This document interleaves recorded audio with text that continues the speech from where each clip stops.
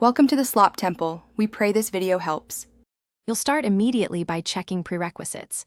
Make sure your iPhone is updated and you can unlock it with passcode or Face ID.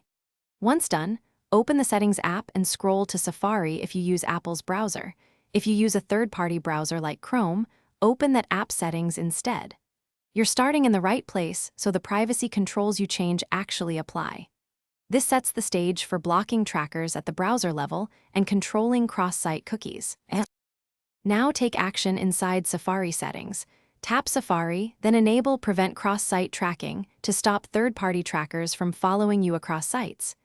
If you need stricter control, toggle Block All Cookies, but be aware this may break some site logins.